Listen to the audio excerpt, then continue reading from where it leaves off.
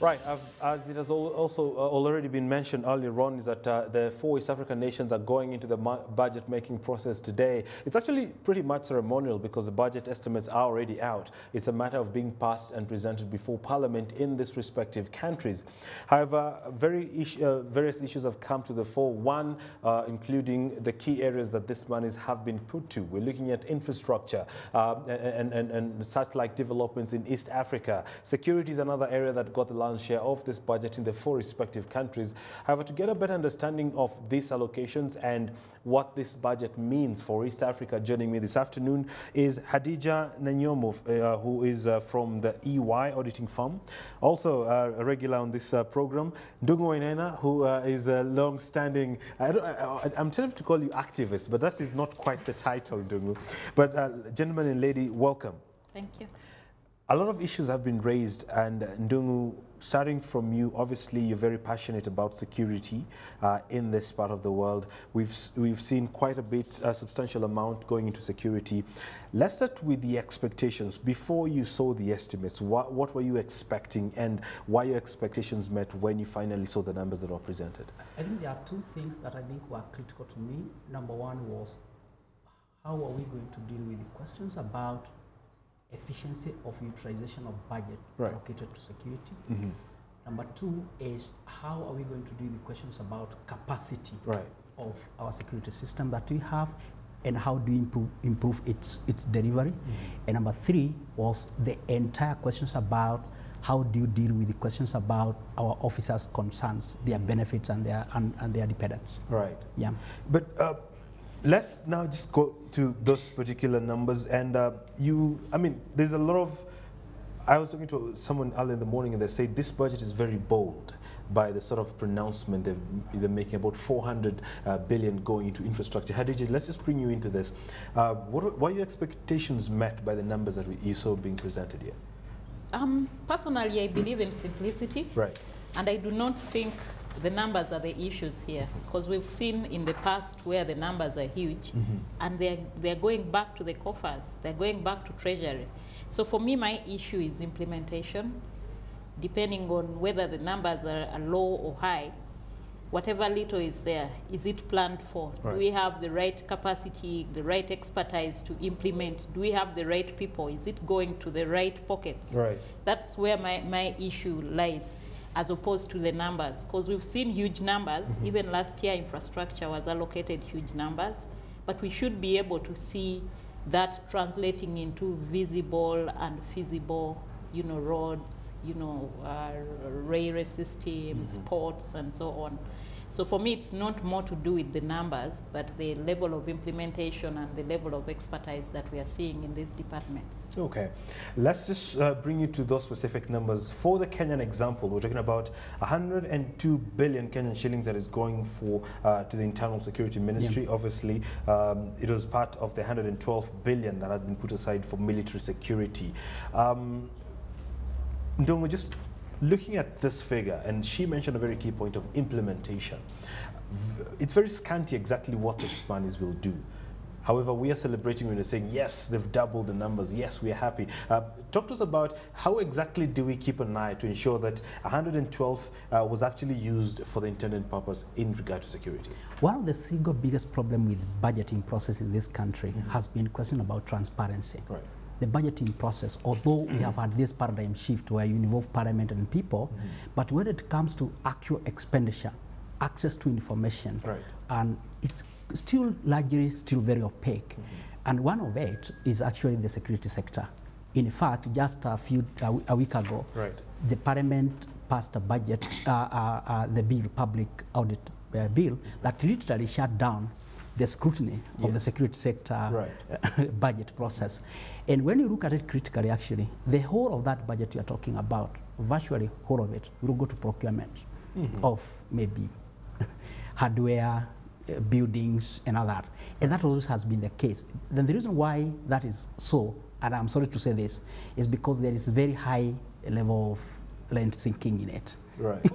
It's a lot of money that goes to, if for instance, and I can give you a good example for those people who are familiar your audience out there who know the whole saga behind agro-leasing. Right. The entire of agro-leasing company deals were purely about procurement of either hardware, vehicles, marine ship, and that's it. And so essentially, the entire budgetary is not going directly to the software aspect of there's the absorption issues. Yes. Before we jump into absorption issues, because that's an issue that I'd like us to delve in a little bit deeper. But Hadija, let's look at, we've seen an expansionary budget looking last year and this year for all the 4 countries. And if you look at Kenya, all the sectors, if you mention tourism, security, infrastructure, education, they've sort of doubled. And you've mentioned it's not just about the allocation, it's about the implementation. But what informed this doubling or this increase that we're talking about? Probably if I'm to look at it theoretically, it's like every other year as the population grows and the needs become more, the country grows. So probably if they're looking at the issues to do with assumptions, they have to look at the growth rate, they have to look at the fact that they need certain amounts to take care of certain things. The country is looking at reducing borrowing, the level of borrowing either domestically or from foreign sources. So they're looking at implementing things at a wider range, and they're looking at growth. So I think the area around, the reason for doubling this would be the rationale behind this would be related to the fact that things move on and there's development, there's growth, and there's a lot they want to implement.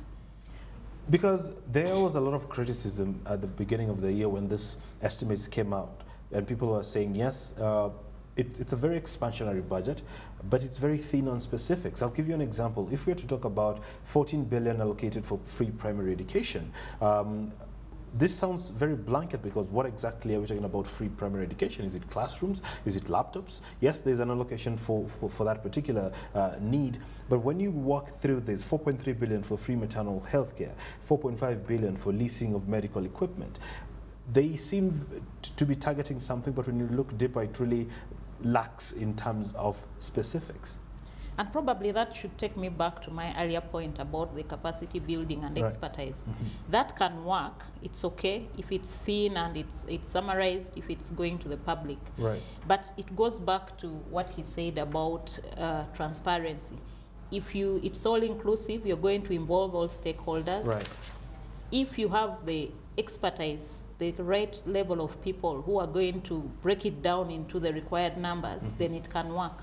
So the question now we should be asking is that, do we have the right amount, the right people at the grassroots, so in the required departments, that are going to break down these numbers to more feasible and workable, practical numbers and areas of concern? Actually, let me get in. There's something very interesting about that budget when I went through the whole of it. Number one is that people need to understand out there that the single largest part of this budget still remains with the national government. And the largest part of that money is still largely going to recurrent expenditure. In fact, when you go to the Ministry of Education, for instance, the entire of that budget is literally on salaries and allowances.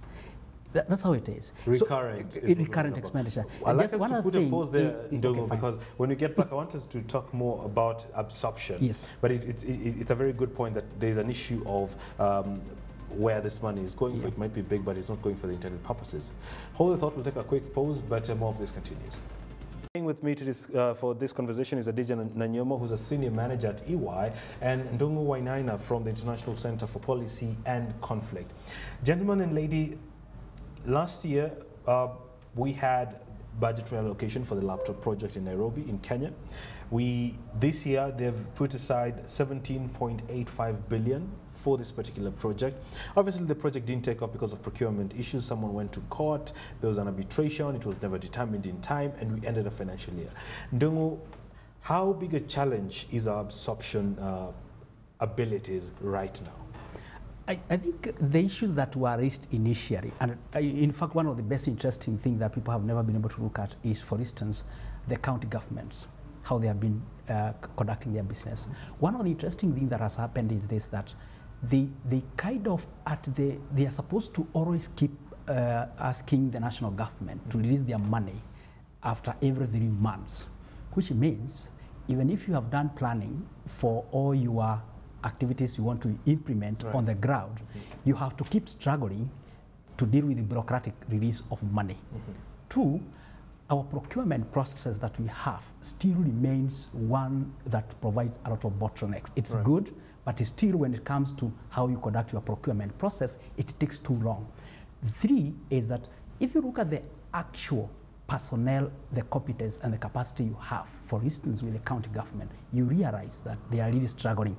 And it's not just that. If you look at the Kenya budget all through, even before we were devolved, we still had the same problem. We actually, at the end of every budgetary year, we used to return a minimum of about 300 billion shillings. That means that we have not been able to make our absorption, we have not been able to develop our competencies, our mechanisms that facilitate quick absorption of the funds that we have. And I have not seen that significantly having changed. Yes. Hadija, I know you work across the East African borders. Is this a problem also in Rwanda, in Uganda, Tanzania, as we're seeing in Kenya? I would agree with him. It's a problem all over, and I think it's more to do with would I say culture or planning or putting systems in place. Because you'll find even in, I'll give an example of Uganda, still the money goes back to the coffers. And if I give an example of an area where I'm more involved, like VAT refunds, you'll find that the taxpayers have put in their refunds, but they are not remitted early enough. So come June, they are taken back to the coffers. Yes. And everything is in place. They've put in their refunds. But because of a few delays, inconsistencies, inefficiencies, and bureaucracy, the money is taken back. So this is not unique to East Africa, and probably it's not unique to East Africa alone, the East African community, but you may find it could be across. It's an African problem. It's an African problem. We are currently looking at 45% absorption rate for the funds. That definitely means a slowdown in terms of the development aspect, because salaries must be paid, will be paid on time. So it's a development aspect that will lag behind.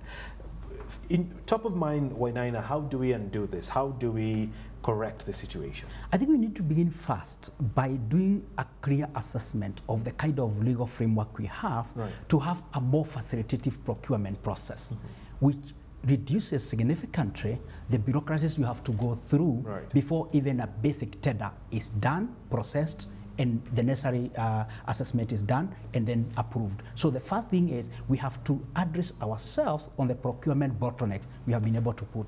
Secondly, I think we have not been able to develop competencies and skills and capacities within the institutions that we have. I think our processes, our institutions are still far much raw in terms of their ability to make use of the funds allocated to them. And the third thing is this, is the prioritization on what we have budgeted for. If you look at the entire process, if for instance, you look at the new budget process in Kenya, already Kenyans, when they were arguing about their budget priorities in their local level, they have a huge expectations about the execution of their budget and how they have allocated them.